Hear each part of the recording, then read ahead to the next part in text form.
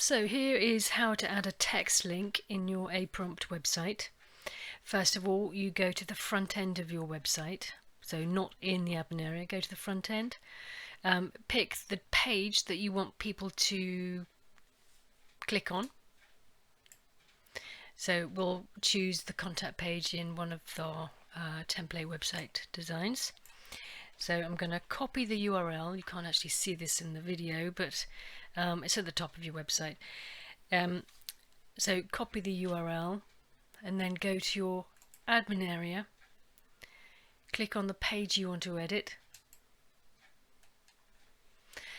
and then what you're going to do is highlight the text you want users to click in order to open your link. So we're going to highlight this because I want people to click Website Designers in Wiltshire.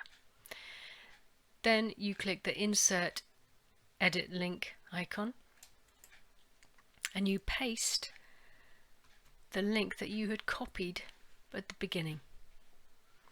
Then what we're going to do is write the title in that is going to show when someone passes their mouse over that link. So this is the text that will be displayed, and they will click this. If they pass their mouse over that link, this will show. Now you've got a choice. You can either have people going directly into that page, and in that case you keep this as none and you click OK. But if you are for any reason linking to an external site, or somewhere where you don't want people to lose this page that you're on, choose the target to be new window and then click OK. So now that is a link, and then click Save.